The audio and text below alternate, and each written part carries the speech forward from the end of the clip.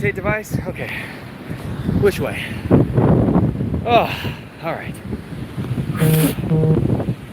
I gotta get away from the beach so that people can actually hear me because it's windy out here in Miami. Giving people a chance to get on.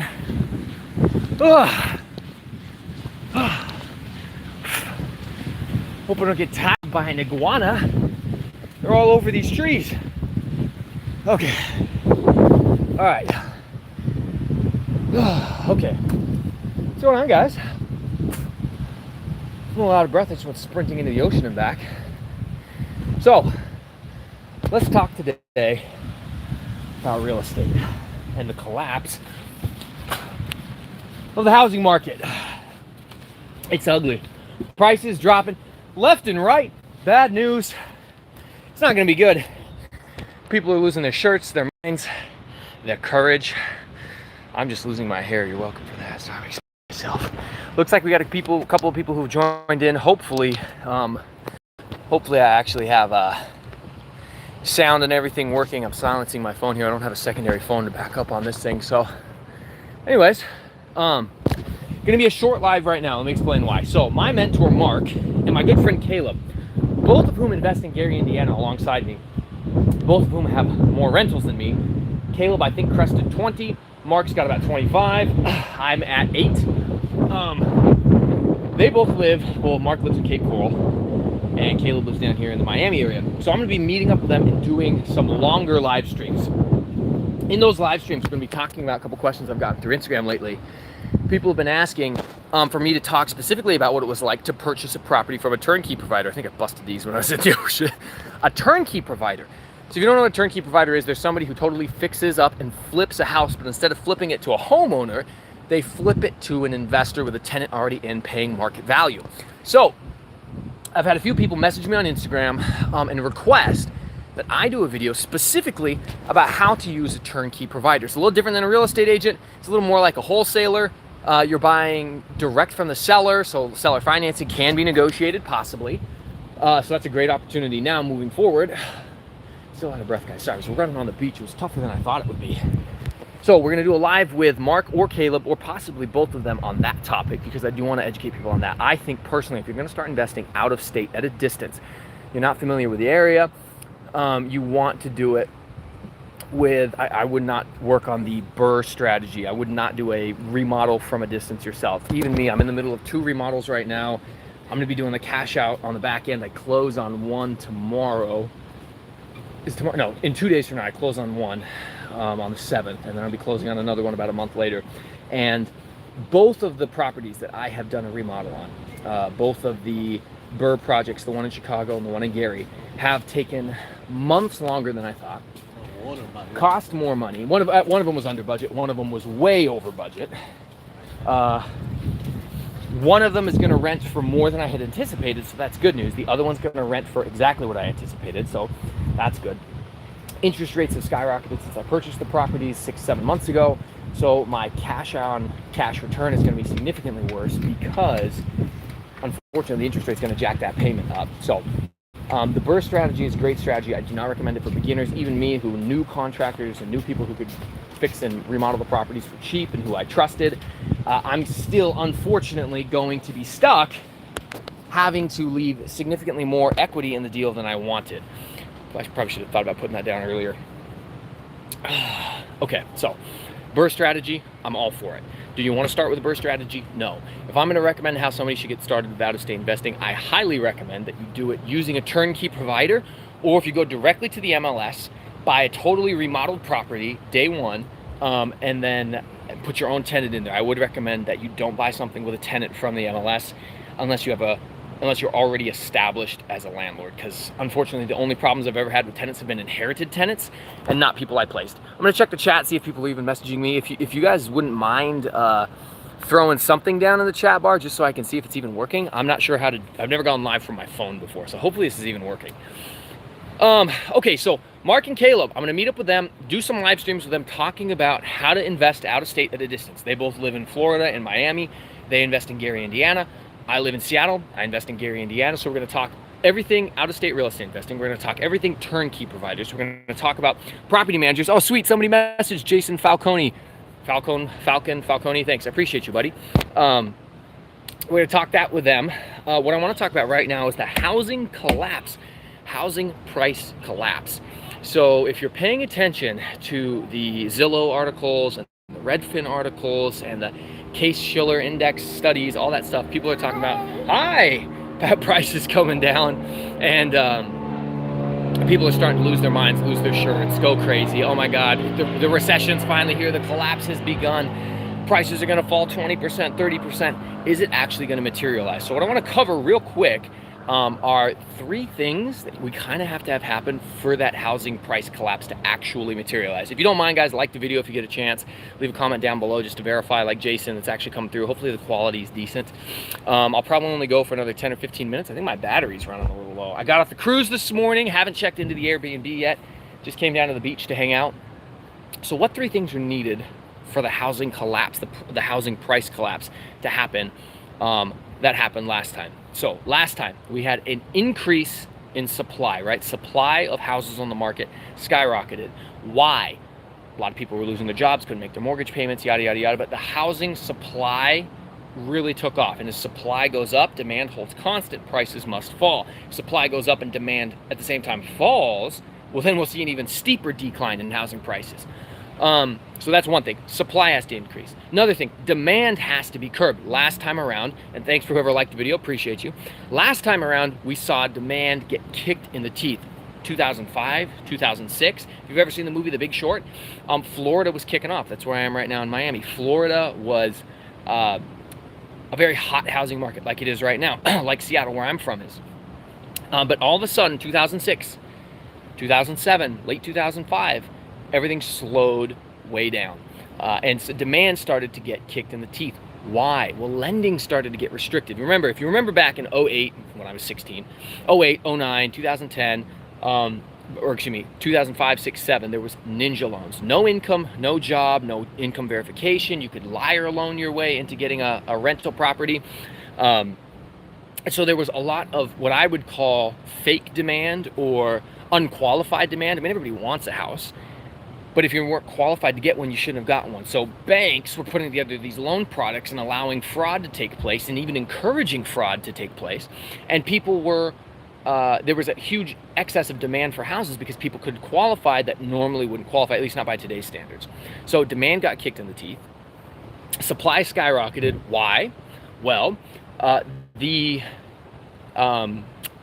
economy, when it took a downturn, when Q2 of 2007 happened and all of the fixed rate adjustable mortgages started to go into effect and those teaser rates expired, people's payments doubled overnight, and in some cases worse. So people were no longer able to make their mortgage payments. People who were buying houses specifically for appreciation, unfortunately, got left holding the hot potato because the houses were no longer appreciated. They became underwater in their houses.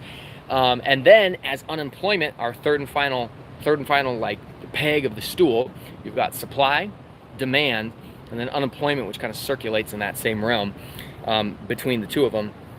If you remember back to 2009, unemployment hit a record of 10%, a record for that recession of 10%. 10% unemployment. A lot of people were losing their jobs, which just fed into the other problem, and it was this vicious cycle of demand's going away because people don't have jobs to buy houses. Supply is going up because now people can't afford to make their mortgage payments, so they're having to hopefully sell their house even at a loss or maybe break even. So everybody's flooding the market with their real estate, and they're not able to sell their house. So the only thing you can do is drop prices, drop prices, drop prices. So demand's dropping, supply's increasing, people are losing their jobs, and that's what caused a price collapse last time. Now, when we talk about the actual price collapse, the single greatest year decline was only 8%. Nationally, a decline of 8%. Now, in some local markets, you saw much steeper declines. But a lot of times when people talk about the housing collapse and prices, you got to remember all real estate is local. You need to be paying attention to your market because your market might only go down 1%, 2%, 3%. And if you're holding out, saying to yourself, I want to see that 20% dip in prices before I re-enter the market, it may never happen. So you need to be doing the work every day, studying your market, learning your market, following what prices are doing. Here's what I predict. Is it possible we'll see a 20% collapse? Yes. I think that it would probably come over a number of years. I don't think it's even possible for it to all happen in one year. I'm going to explain why. And again, if people are leaving comments, I don't know if I know how to even check, fellas. I think I saw one from my boy earlier. Yeah, Jason. Okay, cool. I just have to swipe. Awesome. How does the actual price fall happen? Can it happen all at once? Well, it didn't last time. It happened slowly, gradually, over time. There was an 8% as the largest yearly drop in prices was 8%. So if you're looking for a 20-30% fall in a 12-month period, I'm not saying it's impossible. I'm just saying it's historically not happened. So how does it happen over a number of years? Did we have a 30% increase in like 1 year during COVID, and with rates dropping as far as they did, people were able to artificially bid prices up to an astronomical level?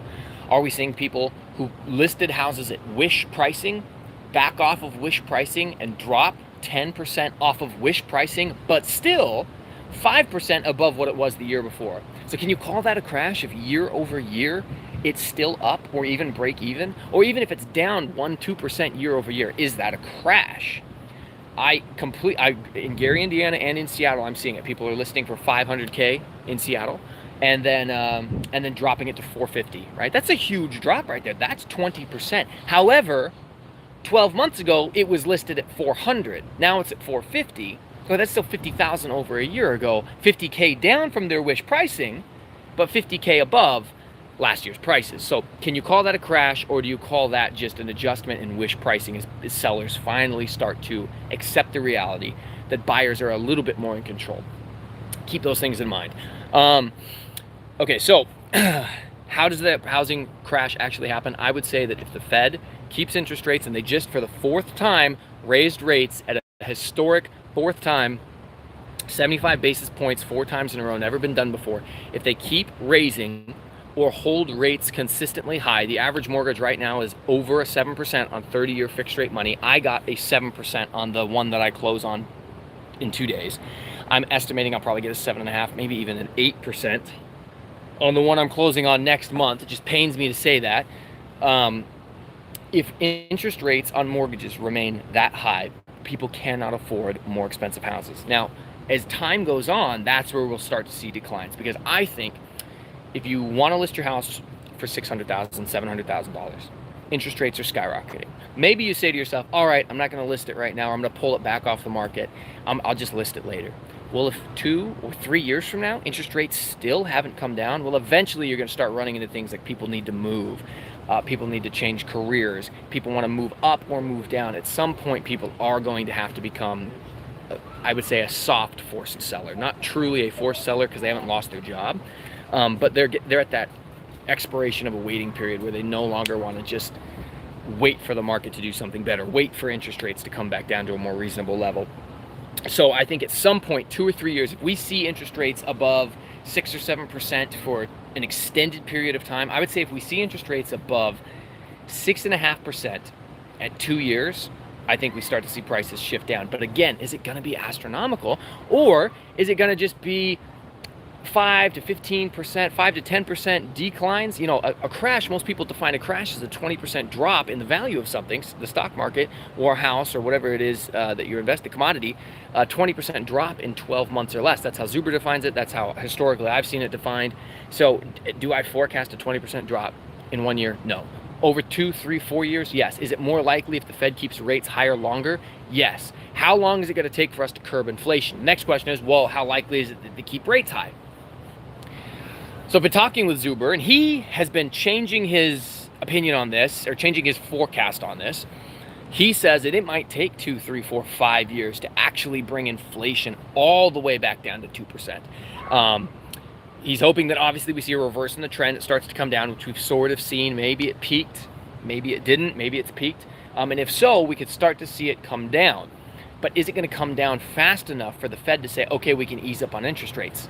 Who knows? Remember, guys, like the video if you get a chance. I really appreciate it. I only got a few more minutes left on this live, and we will be doing more lives with Mark and Caleb later. Oh, sweet comment. Dorian Sanchez, they were talking about it in One Rental at a Time that someone said it may reach 10%. Yeah, dude, I think that there is a very likely chance that we hit 10%. They just raised 75 basis points. I think that there's a good chance that if they do another 50 basis point rise at the last meeting, that we see 10% interest rates. Remember, typically banks keep a distance of like 1.5% above the Fed prime rate. So if the Fed fund rate is at like 5%, banks are at 6.5%. Right now, and Zuber and I talked about this recently, there's actually been a 3% gap. So Fed funds rate and banks overshot way up high. So as the Fed funds rate has raised, banks haven't had to raise quite as much. But eventually they're going to catch up. Banks will have to push higher. So I think 10% is likely. Will it happen this year? I don't think so. Will it happen next year? I think that's when it would happen. And I would forecast that we probably wouldn't hit 10% for a long time. I think it might peak around 10% and then slowly come down. And that's the operative word there, is slowly, over time, start to drop. That's how it was before. I mean, when I was born in the 1990s, I've looked up the rate. It was 10% when I was born. Well, it slowly went all the way down to leading up to that 07, 08, 09 housing crash. And then rates started to tick back up again slightly. We had the mess, and they dropped rates, and you know the rest since then. So, all right, guys, I'm going to wrap this up here. Let's talk about what we covered real quick. Is the collapse in prices possible?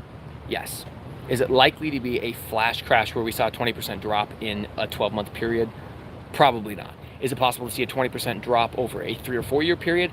Possibly. I think Lumberjack Landlord and I have talked about that. Remember, like the video, guys. Is it possible to see that 20% decline in prices? Yes. However, I would encourage you, if you're somebody who's saying to yourself, you know what, I want to wait until prices come down, look at the interest rates. If you do the math, a $500,000 house with a 3% interest rate is like a $2,100 a month payment. A $500,000 house with a 6% interest rate is a $2,900 payment, and a $500,000 house with a 9% interest rate is a $4,000 payment. So if you're saying to yourself, I want to see prices come down, but at the same time interest rates are going up, okay, prices have to come down so much further to offset the interest rates. So you might be better off buying a more expensive house at a lower interest rate than trying to get the low price when the rates are up here. Now, if you were really trying to game it, all right, well then I'll wait till the prices drop and then interest rates come back down. Well, if you're waiting for that perfect storm, I'm not saying it can't happen. I'm just saying that it's risky to try to time the market when you might miss out on appreciation. My lender, Prime Lending, shout out to my buddy Caleb, who will be on the channel later. They're offering a free refinance through 2024. So right now I'm closing on a property in a couple of days.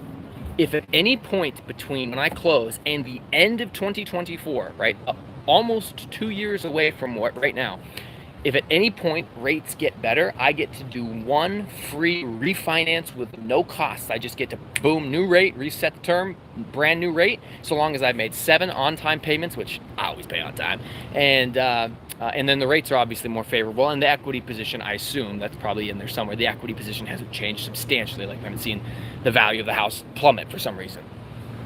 So, you know, you might be better off purchasing and refinancing later with a better rate, even though that is easier said than done. So, finally, we're going to wrap this up. I know I've said it a couple times.